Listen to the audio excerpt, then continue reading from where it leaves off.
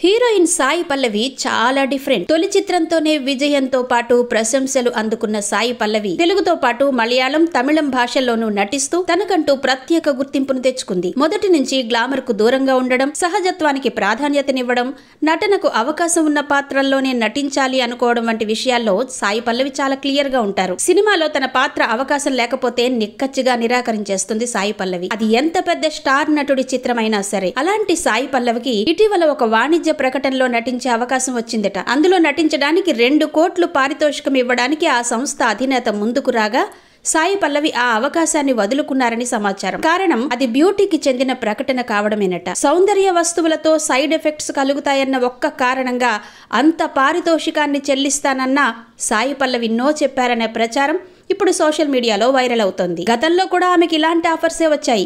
అప్పుడు కూడా ఆమె సున్నితంగా వద్దని చెప్పారు. సౌందర్య సాధనాలకి సంబంధించి యాడ్ లో నటించనని గతంలో చెప్పిన సాయి పల్లవి ఇప్పటికీ మేకప్ లేకుండానే నటిస్తున్న విషయం తెలిసిందే. మొత్తంగా ఇచ్చిన మాటకి కట్టుబడి సాయి పల్లవి 2 కోట్లని వదులుకుంది.